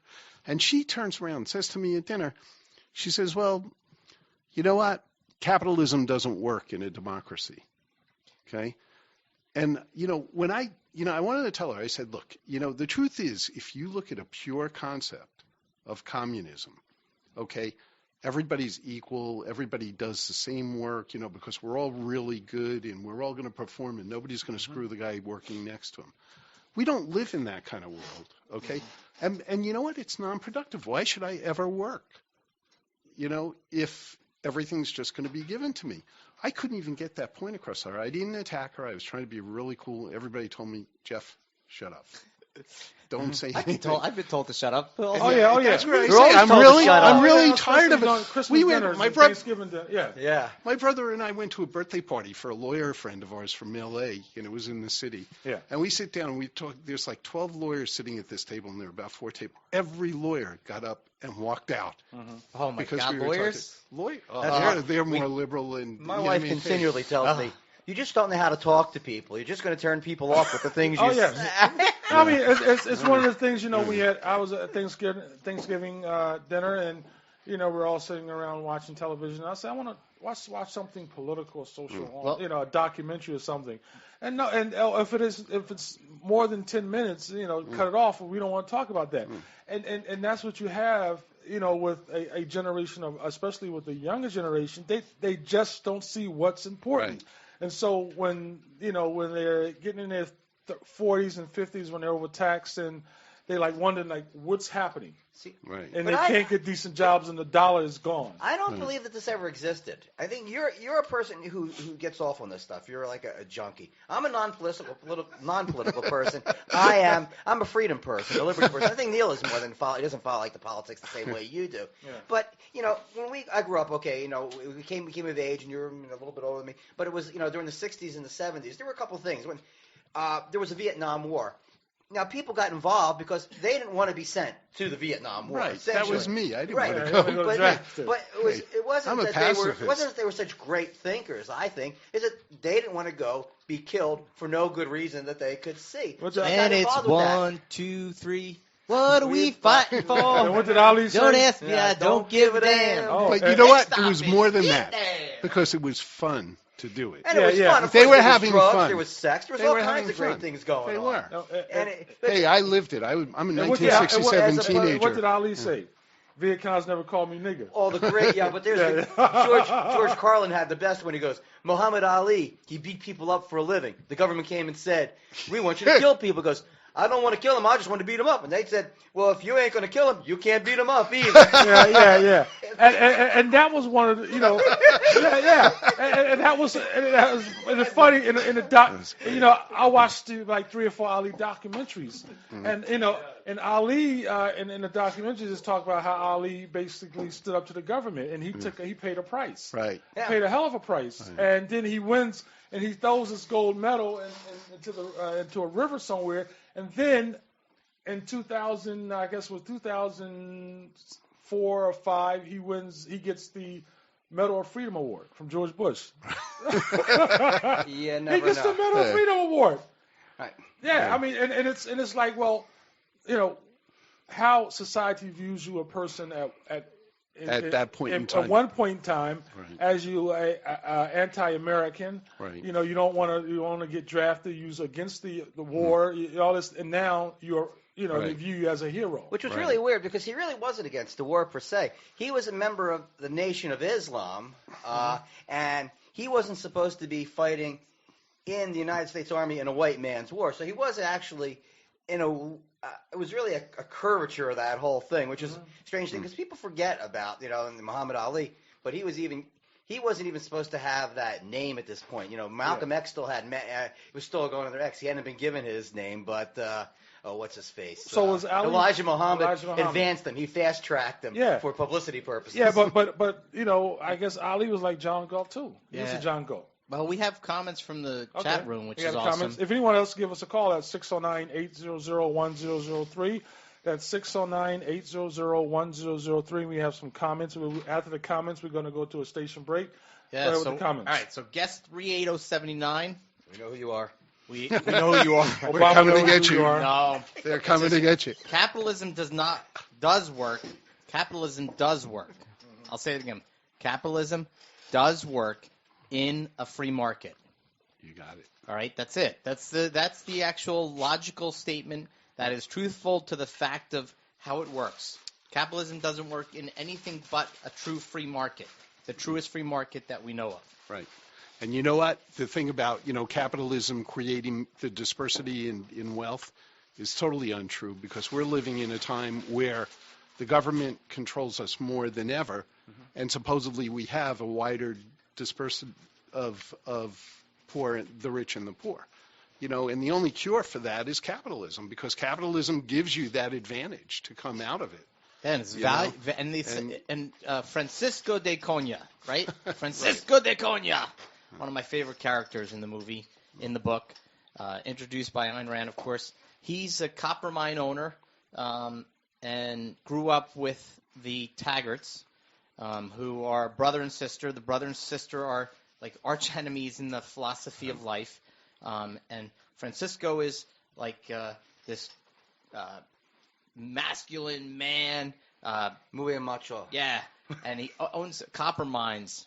And he at the wedding of James Taggart, there's a whole discussion on money and capitalism, and it's like, and the conversation is excellent. And Francisco just says, in very simple terms, value for value. If I do something for you and you feel there's value, you give me back equal value what you would feel in return. So it goes to the chicken man, right? Chicken Fred, our guy Fred, who kind of teaches us how to get eggs from chickens and kind of live in that free market philosophy where if a friend of mine comes over and I see that they're hungry or I feel it's a nice gift, I say, look, go pick one of my roosters out and have dinner. And that's the value I'm giving back to them. But capitalism does work in a free market. I agree with that. Oh, it's the only thing that works. Right. I mean, every type of government, system has an aristocracy. Communism, look at what communism produced. And, people that lived, Ayn Rand came from Russia. Her father, I think, was a doctor or something. Yeah, she immigrated to the U.S. She immigrated here, and that's why she was such a staunch capitalist. Yeah, when you see both sides of the equation, right? Yeah. From the extreme sides. We grew up understanding what communism is. I had the opportunity to go to Russia, way out in the Far East to Kamchatka. We did a whitewater rafting trip, and got to experience a culture that is so different, completely flip-sided of what we have. They live in, it seems like broken down, like just huts built out of wood. Right. But when you go in their house, it's full of love. It was the nicest people. They loved meeting us. Like, we were known as the Suicide Squad, the American Suicide Squad, because we were going on a whitewater rafting trip that was done by no one, never done before. On a river that was in the furthest part of the Far East, and we got dropped off by a helicopter that crashed 2 weeks after we left, and they all died on the plane. Really? And, we were out in nowhere's land, and but the culture there is just totally different than us. It was like a guy brought a big fish in and said, here, you can have it. Like, I caught it for you, fresh salmon.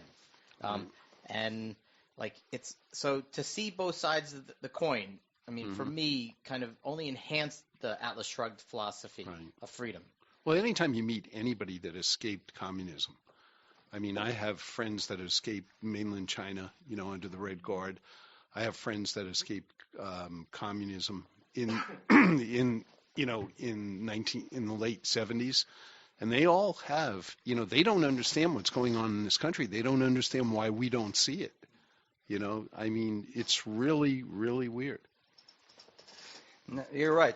When you meet those people, they're always adamant and they get passionate once you start bringing the subject up, and they see what's at the other end of the tunnel, and they're frightened by it. We came here to get away from this. Don't bring it back to me. Yeah, and one of the things when I was I had some conversations with some students at Mercer County College, some foreign students, and the thing was that they can't understand why when they want to talk to the younger students about politics and social issues, it's not even on the agenda, and they're thinking about these problems that we have.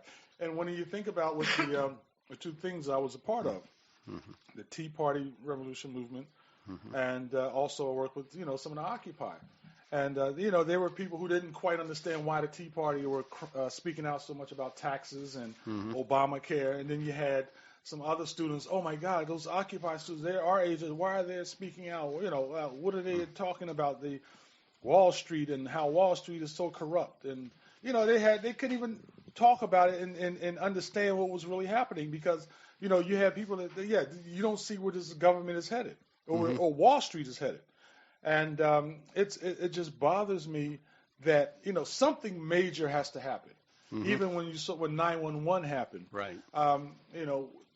There were people were thinking like, well, why did the people from from Saudi Arabia and the Taliban and all these other terrorists hate America? And they never questioned some of the things that we did to other countries. And it's true. I mean, we there are people like want to know, why do other countries hate America? Or like the Taliban, other evil. Yeah, but it isn't. Sometimes it's not the people in the countries that hate America. It's the governments of the countries that hate America. When I remember when they first went into Afghanistan, remember they had the ruler Omar in there, who kept his people living in abject poverty. They weren't allowed to have electricity, TVs, radio, anything, and yet they go into his barn. And his barn was air conditioned, so his cows wouldn't give sour milk. Yeah. Okay, and that's how these leaders keep their people living in poverty, so they keep all the wealth for themselves, and they never develop the countries. Oh yeah, and then they have this propaganda about America, how bad we are. I don't care what anybody says. Our ancestors. My ancestors came here. Okay, for that freedom, for being able to work and earn money. Okay, and I know that not everybody in the country's ancestors came here for that. But the truth is that out of any country in the world, we give people that ability more than any other country. On a spaceship. You did. Yeah. On a spaceship. My people came on a spaceship. Well, listen, the chat room is buzzing. The white people came on a spaceship. The chat room is buzzing. The chat room is buzzing, boys and girls. African Americans came on it. If you want to join the chat room, go to Hamilton Radio. George Clinton. George Clinton's spaceship. Yeah. Right. Well, if you want to join the chat room, boys and girls, the white people came. If they let me speak here, because apparently the excitement here is on fire, right? Yeah, we're on fire, and this country is on fire right now. It is. And the fact is, not just this country, but around the world. When you see all these political revolutions, see what's going on in China right now, they're protesting. Right. You look at the Arab Springs that have taken place, and this was just right now. Well, people are getting educated, at least in those countries. That's why they're on fire. In our country, it seems to be going the other way. People, if you ever watch Fox and you watch like Waters World, which I think is ridiculous, but he asks people on the street simple questions, they don't know. Yeah. They really don't, and it's true because I've asked people questions and they don't know. If they could name their first 5 rights that they are given by the law of the United States of America, the entity creating to say, like, this will be the law of this land, right? So again, Article 6, Section 2 of the U.S. Constitution says that the law of the land is the Constitution. The Constitution as an article, essentially, that accountants, I think, put together that said, look, this is the most, tight in control possible so that the government has the least amount of powers. Which, of course, are stated under Article 1, Section 8. List 18 powers. That's all they have. But and when we say powers, it's not powers that is over us. It's powers to keep freedom alive. Right. I mean, it's that simple. So, again, to circle back to the question I'd asked the auditor, they never got back to me. I defaulted them legally through the process of default, filed a default paperwork in Ocean County, and then they sued me to erase that document out of the vault. Really? That's all they did. They sued so that the document could be erased. And I do have the article number and document number, and I'll present that on another day. But it's essentially the maze to freedom, I think. I mean, it's one where, as an accountant, I tried to audit the process to make sure that the individual has rights over the government and legally using the correct procedure. Yeah. And one of the things we were saying about the younger generation, it was the funniest thing a couple of years ago. I asked the kid who was president before Bill Clinton. He said Abraham Lincoln. And he was right. he was right, but he was right. He was. But if you ask a generation, and who was kids are literal, Daryl. Yeah, well, literal. Yeah. But it's the answer. But you have a broad range. And yeah. But it's like well, you forgot about George Bush, you forgot about Nixon, you forgot about Carter. It didn't matter. Yeah, it didn't matter. Lincoln was still before him. Yeah, but see, I think when you have a society that which. Are we going to get to a commercial break? Yeah, we're going to. We get a commercial break. Are we close to a commercial break? But what I want to say is this: I just say one thing. Forever. That's we have a society, and when your generation, when John F. Kennedy talked about going to the moon, right, going into space, going to the moon, and wanting to do great things, right. You wanted to create great things. It was things in your mind. You wanted to be creative. You wanted to challenge the world and make America better. Right. And start your own business and let's say going to the moon. Right. And we have a generation say, well, what do you want to do? Right. Do you? I mean, what is it? Well, work 9 to 5 and pay rent and that's it. Well, that's it. But you talk about Kennedy. You know, I've always thought that the Republicans or Libertarians or anybody, they should really use the slogan, his inauguration That's address. Not what this country would do you for got you, but what you can do for this country. Yes. Right. Yes. Now, what, was he a really terrible man because he said that? No. I love saying that to people, and people just give you this blank look, whoa. And one of the things that, remind me of what he said in his inauguration is that his other speech is the peace speech that he made at American University. And he talked about peace. That's my wife's alumni. Yeah, American University talks about peace. And I listen to that speech once in a while, and it's a great speech. And when you have a generation now, and there are some generations or this generation, there are some smart ones and bright ones who really want to do great things. Right. But the majority of a generation is say, I want to do some great things. I want to talk about peace. I want to help society. I want to make society better. That's not in their thought process. How do I make this country better? How can I make people around me and my family, my friends, and make a better, the violence and educate themselves and start colleges and universities and challenging the system. Yeah, but the only way they see of making this country better is attack the rich. And they don't, and it's really funny how some of the people that say that are considered rich by, it depends on where you are in the economic ladder. And one of the things, I like to talk about Martin Luther King, what he said, and how we should be as one, and making America better. He said that, he basically said we're all caught up in this gay inescapable network of mutuality, tied in the single garment of destiny, and whatever affects one directly affects all indirectly, and that, I can never be what I ought to be until you are what you ought to be, and you can never be what you ought to be unless I am what I ought to be. Right. And that's a great quote. And he quotes John Donne, says, no man is an island. Every man is a piece of the continent and a part of the main.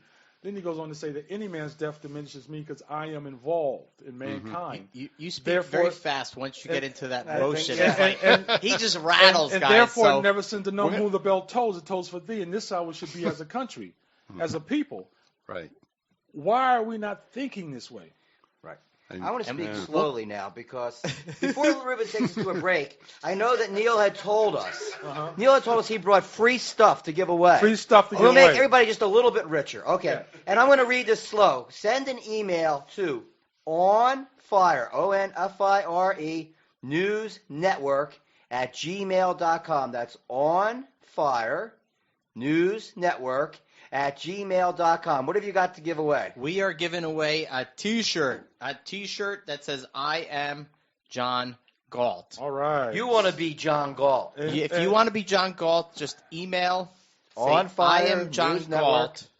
What's it going to be? Like the 5th email? Like what should we do? Any email. The first one. How many you got? One? Actually, we have 5 to give away. First 5. First 5. And what's the question? Who discovered America?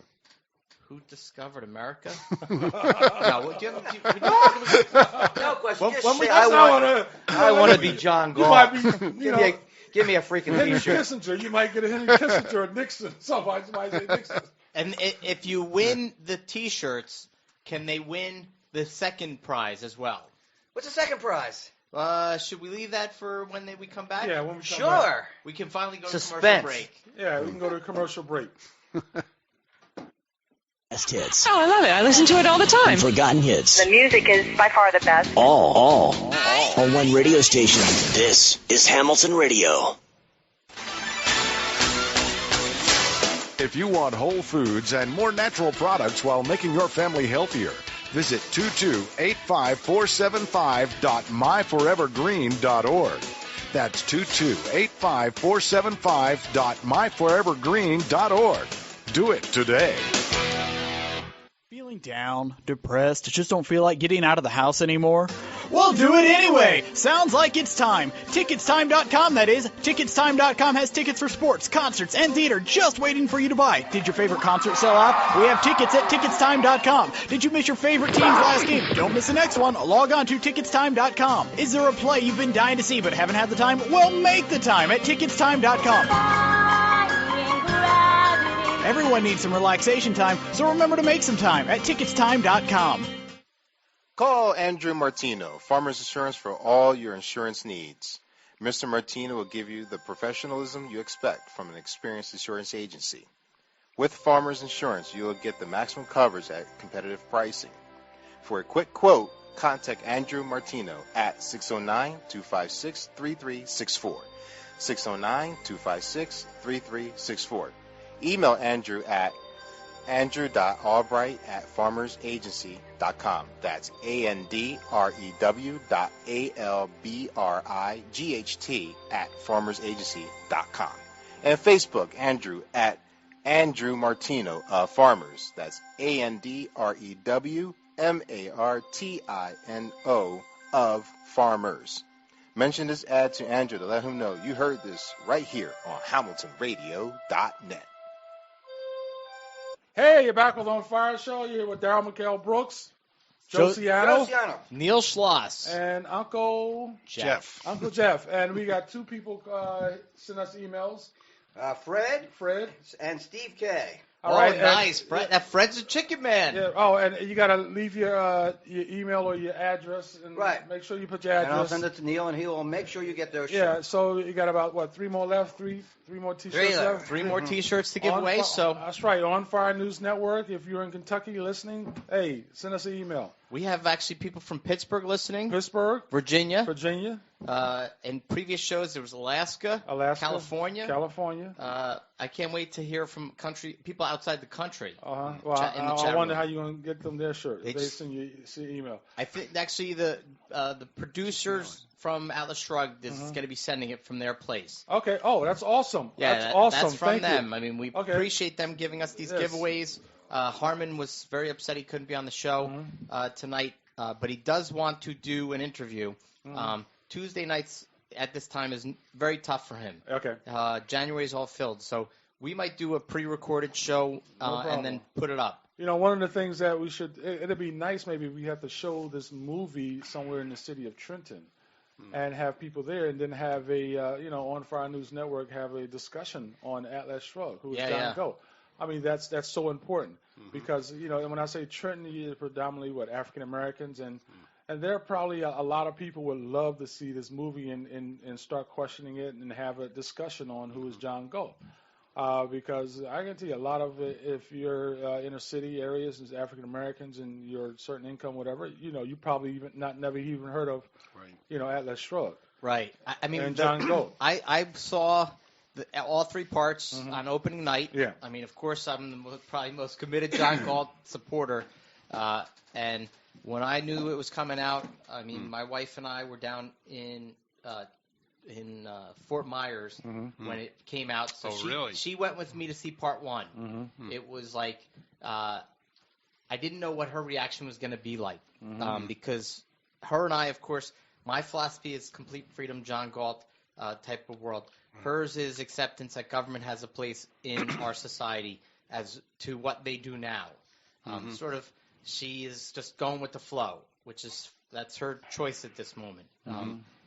So we walked out, and it was like the Atlas Shrugged fanatics were like, that was great. Little disappointment because, of course, the movie just generally never lives up to the book. Right. I mean, it's so hard to adapt this book that it took so long for it to come out. So that was part one. Part two, I met a bunch of people in Hamilton on opening day. It was friends from the Ron Paul movement. They came out to see it. And then part three was in, where was it? It was out by the shore. And, I mean, it was, again, the fanatics of Atlas Shrugged, because they knew what this meaning was. And the only disappointment to me in the movie, not the movie itself, was that it should have been a movie and discussion concept where you can watch a movie and then the lights come on and someone stands up and says, "I'm John Galt. Let's start the conversation." Like, did you like it? What brought you to see this movie? If you've read the book, but that didn't happen, of course, because I think that was the one thing that kind of happens when you're walking out. People talk to each other. Yeah, but it doesn't. The biggest problem with the whole thing that I see is there's no distribution on it. And, people didn't even know it was out. People that had read the book. Yeah, and it's on Netflix.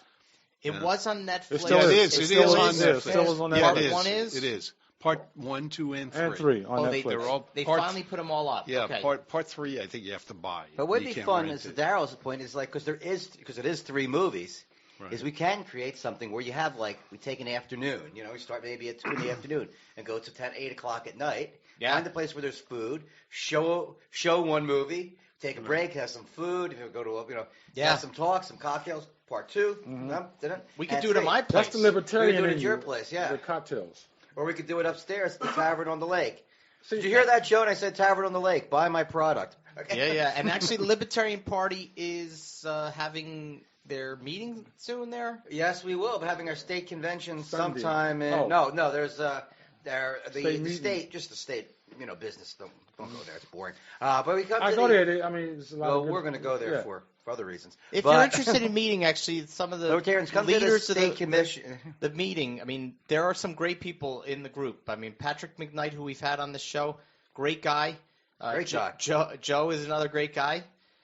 You coming to the meeting on Sunday? This Sunday.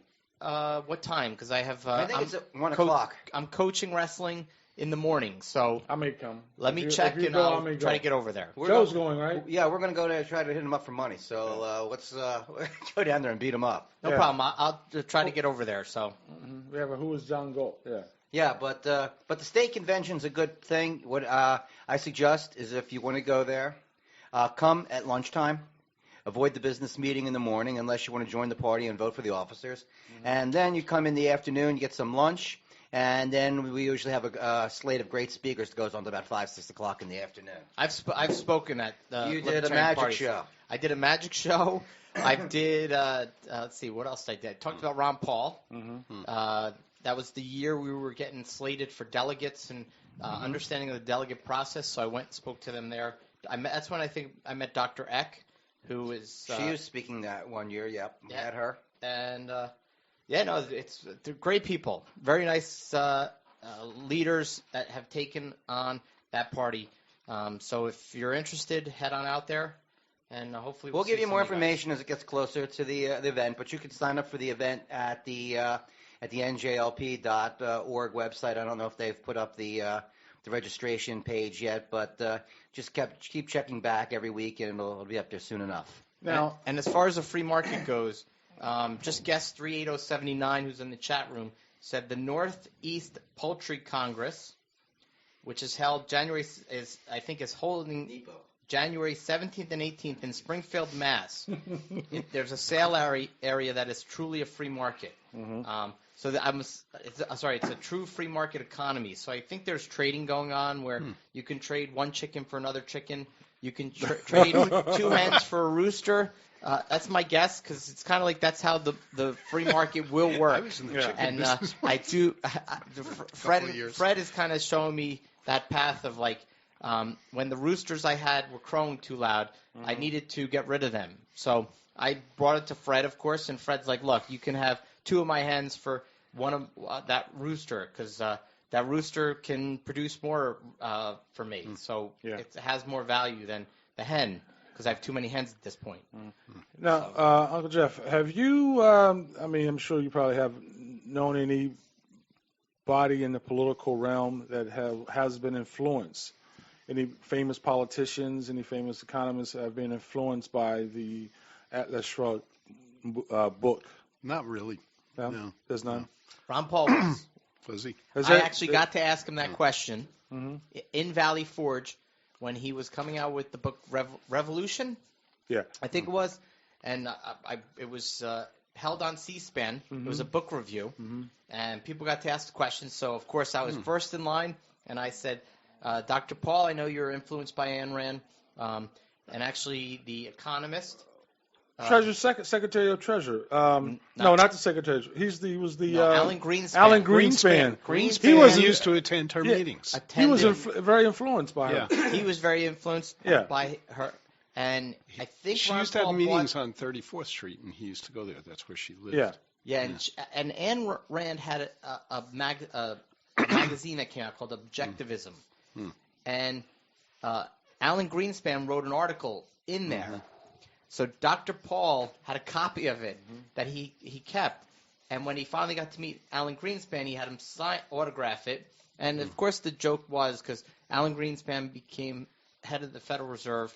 Right. And it's that's where government and the power of government started to grow exponentially. Right. I mean, when the Federal Reserve came into place, and if you're not aware of the Federal Reserve, there's a previous show with Murray Sabrin, I think it was September 5th show, which you can catch on the on-demand channel on the website, hamiltonradio.net. Click on the OnFire show, and then you'll see the on-demand.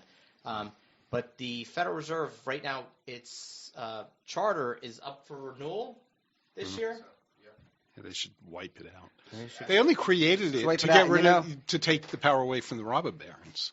And that was the reason for the Federal Reserve. That article that you mentioned is in the book that I talked about earlier, the Ayn Rand Capitalism. She wrote most of them. A couple of things, though, were people who were in her entourage, and that one was in there, and that's the one where he supports the hard money gold standard, which he totally threw out the window when he was chairman of the Fed. But there was one politician who did say that he was influenced by Ayn Rand, which was Paul Ryan.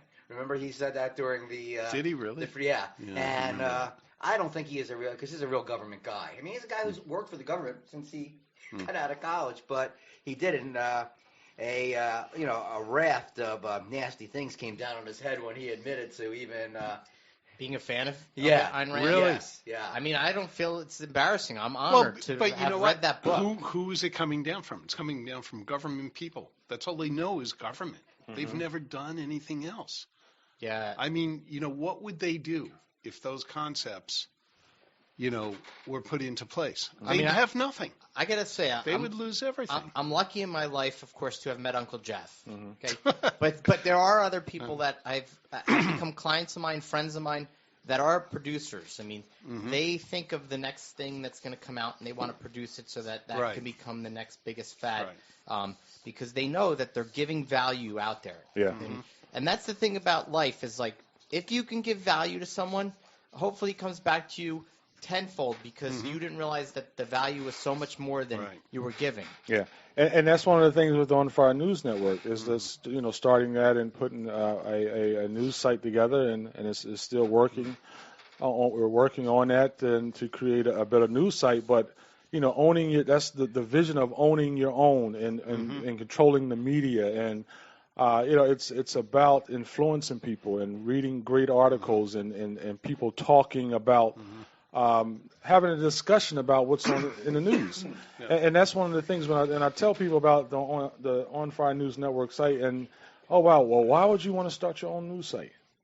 Well, it comes down why would you want to have a radio show? Right. Well, if you're an Ayn Rand fan of Atlas Shrugged, I mean, at the end of the book, near the end, John Galt takes over the radios around the world, takes over the TV stations. So it's basically he gives a speech to the people of, you've asked for who this guy is. Well, here I am. Here I am, and here is what I'm going to tell you why I'm here. And he goes on and speaks. And that voice, it's like it was really at that point, your mind is so open to listen to what he has to say. I mean, he's like, you guys came and tried to destroy the men of the mines. Right. The guys that are the producers are being overburdened by regulation, overburdened by taxation, overburdened by this craziness that you have power over us. And you don't. And the way we can only prove it is to kind of step back and go out of society and disappear. And that's why people that were successful business owners gave up their fortunes. They didn't care. They just were like, I'm going to walk away. That's it. They were so frustrated that they just gave up because they didn't see that it could change. Yeah, and he without the disaster happening. Yeah, which is a scary part. And when John Galt takes over the radio station, it's that moment of that's what it comes down to. Like the voices you need to hear in your head are not what you've been watching, but to tune it into that positive vibe of success, of that you can live, you can give value to someone else. It doesn't matter if you come from an inner city. It doesn't matter if you come from the richest family. Everyone has value to give to someone else. It's in you. It's very easy to let it happen, come out. And Ron Paul, I met people that gave me information that was so valuable, so informative, and in many different areas. Like I got educated in health. I got educated in constitutional law. I became educated in just areas that I never thought I'd be interested in. I mean, I'm trying to teach myself piano now because I'm so excited to just learn everything. And hopefully by the end of 2015, I'll be flying a plane by myself and landing it myself. Make sure you stay out in your area. Yeah, let me know when you're up there. Yeah, be around. Yeah, he will be the pilot of the OnFire News Network private jet. We're we're going to work towards cover that. stories. Yeah. Picture that. Oh yeah, it's interesting that you said about Ayn Rand in the book and in the end, and when they all walk away, it's that same question: how do you get it out to people? How do you solve the problem? Her answer was, you just leave, and let this disaster occur, and that's the only way you start over again. And that's what the book says. The frustration about that is the proof of not being able to talk to anybody about it, to be able to get the movie out there, to tell people to read the book. It's what's happening now. And Ron Paul used to talk about the idea of the remnant. And if you go back, to biblical times, the Hebrew people were always going astray. But there was always a remnant. They always talk about the remnant there. The few who were the faithful who kept the things. And I think that's what the Galt people are. It's the few who's going to, but the rest of it, they're going to hold up the tent for everybody else, but there's going to be a time when it's going to drop, and the remnant is where the next phase grows from. And it's important to one, to keep up the faith, two, to keep on keeping on and telling people about it, but to be prepared for bad times to come. Well, it goes back to you really are going to try to take your country back. Right. I mean, the country has disappeared from the original intent, so that the original intent needs to be freedom, period. And as who said, if you can keep it, we're a republic if you can keep it? Who made that quote? Joe knows. When they said, what are we? They said, we're a republic if you can keep it. I think that was Samuel Adams. Samuel Adams said that. Or John Adams, rather. John Adams, one of them. Yes. I thought it was Luke Skywalker. Luke Skywalker, come on. No, I'm just joking. Fighting Darth Vader. And it's almost similar like Star Wars. Right. Ben Franklin. Thank you, guest 14050. Thank you. We need the chat room. Luke Skywalker?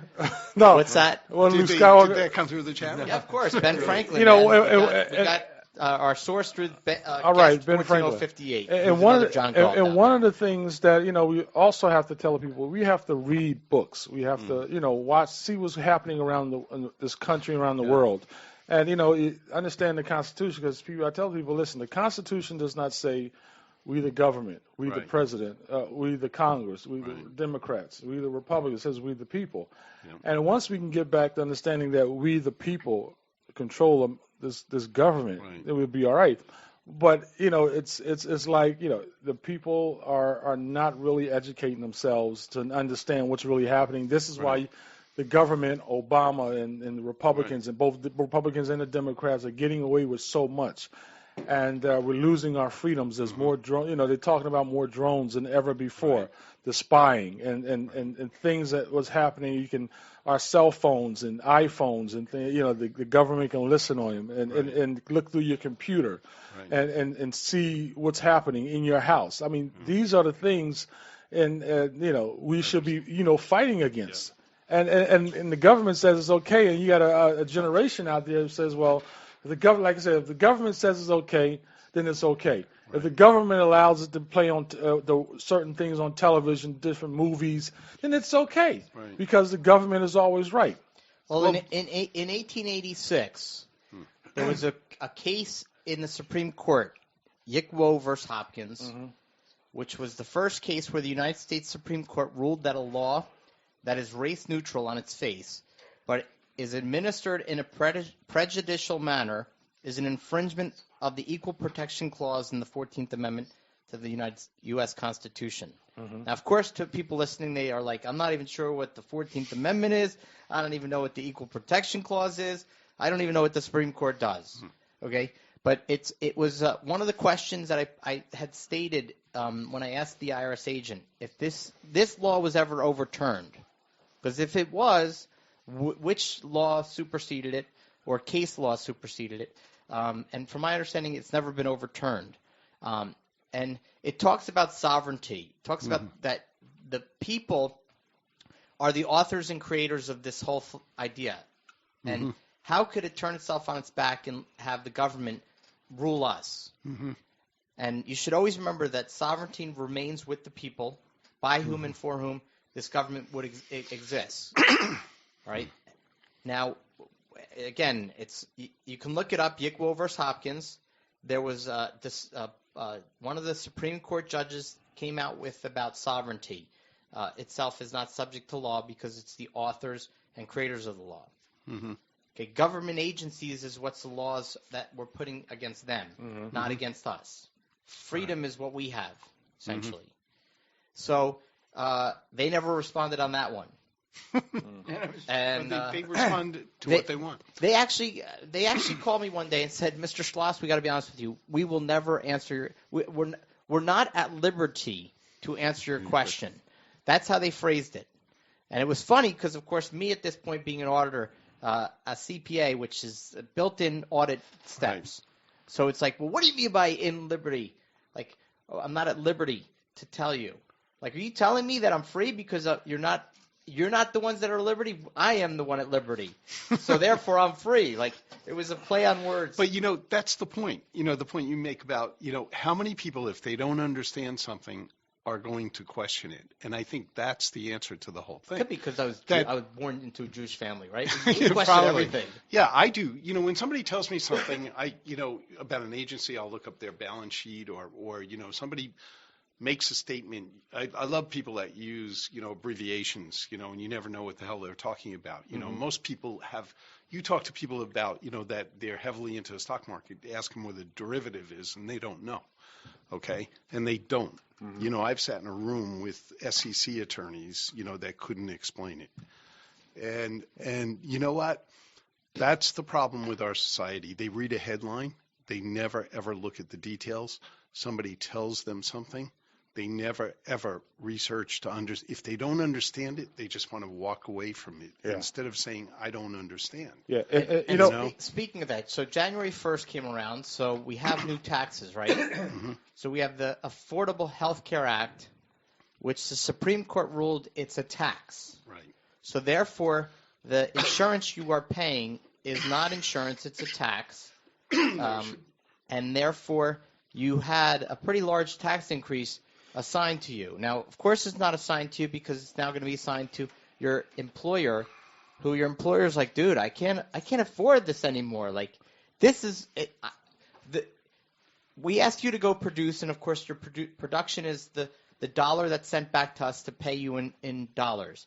So I'm running out of that option because the customers aren't sending me enough money.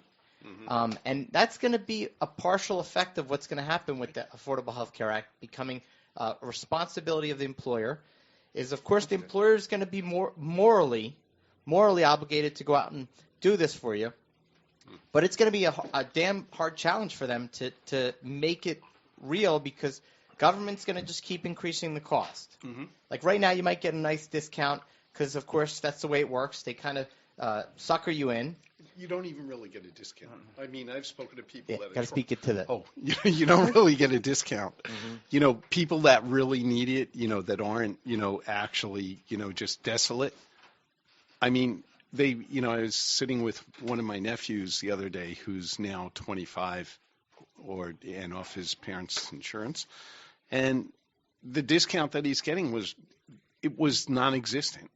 It really doesn't exist. I mean, the tax credit, is like if he has no income, how's he going to get how's the tax credit going to help him pay? Yeah. Right. The other thing it doesn't people make don't any see coming sense. is that after 2016, when Obama leaves office, he had guaranteed the insurance companies that by taking on all this added risk, then they said we're gonna lose money. He says we will make up to in the back end and all that. Mm-hmm. That's a 2-year. That deal expires at the end of his term. So at the end of his term, the insurance companies are now going to be forced to jack up the price on all of this stuff because they're to cover what they are. And if your employer is going to give you health insurance and there's only so much money to spend on each, he's going to take it out of something else. Yeah. He's going to pay you less pay. He's going to take away, the whatever, the membership to the golf club, whatever he gave you is gone. Something's got to go. Worse than that, they're destroying the medical profession in our country. I mean, doctors now are going to hospitals because, or trying to form huge organizations. Mm-hmm. Okay. A doctor now is paid less for the same procedure that a hospital will be paid for under Obamacare. Yeah, a lot of them guys are bailing from the private practice. Yeah. They're selling them out. Yeah. Now, I recently, I have this heart problem, and I went for some test at a hospital instead of going to my doctor, only because he couldn't do the test, and I had it done at St. Peter's. And I go in there, and I had to meet with the doctor from the hospital. Mm-hmm. And they gave me the appointment like, maybe it's me, maybe it wasn't their fault, but I showed up, an hour later for it, and they wouldn't squeeze me in. And I know I've helped doctors get on with their software and stuff like that. I have a niece that I help out who's a doctor, and I know that doctors in private practice will squeeze you in if there's a mistake. Mm-hmm. They wouldn't do it in the hospital. And I said, why? And they said, well, the doctor's not going to stay. He punches out at 5 o'clock. Yeah. I said, well, wait a minute. Obamacare is forcing these guys to come in here. Mm-hmm. Okay? I have to come here to get this test done and use that doctor. Mm-hmm. Okay? And now the doctor won't give me the same service that I get from my own doctor, but if I went to my own doctor, he'd be paid less by the insurance company than the hospital. Well, that was the deal that the healthcare industry. The healthcare industry wrote the bill, Obamacare. The hospitals did because it's better for them. Yeah, and how this Obama just sold the American people completely out, sold us out. Well, I mean, if you go to Atlas Shrugged philosophy on this, you have doctors know that they give value back to their patients. Mm-hmm. I mean, if they're basically helping them stay healthy, they're giving a huge value, and in return, the dollar is what it should be in return, because that's what your means of exchange is. So, I think we're going. Yeah, we're wrapping it up. We're wrapping it up. Seriously, we're going home. You're going home. It's 10:30, and it's 10:30. That was a great show. This is a great show. The chat room was great. Yeah, there were so many comments. We got some emails for because T-shirts. if we go later, we go into overtime, and OnFire can't afford that. Yes. Well, guess 14058. Yes, put your "Don't Tread on Me" flag out, just to let the government know that you are aware and you're tired of it, and you want to get back to what the Constitution stands for, which is freedom. So I love seeing the "Don't Tread on Me" flags out there. And keep putting them up. I mean, every time I drive by, I actually want to drive on that person's property, but I respect private property rights. But I do want to drive up and shake the person's hands, give them a big hug, but I don't want to get shot. You respect the fact that they were shooting at you. Yeah, I do respect that they can defend their property. So it's waste tough of me to actually drive up on their land. So it's 10:30, and we'd like to say to all our listeners and people are on our chat room, thanks for listening. We have a great guest next week. Have a great guest next week. And we will get you your free. We'll get the winners. You'll get your T-shirts. Get your T-shirts. Sorry, and if you email, here's the last prize, guys. It is. If you give me 1 second, I got to get back to that email. It is a special thing. If we can get to this email, which is right here. And the next 5 emails We'll get what? we'll get Don't tread on me. Part 3. Part 3. Atlas Shrugged, Part 3, film cells. Yes. That were unsigned. Mm-hmm.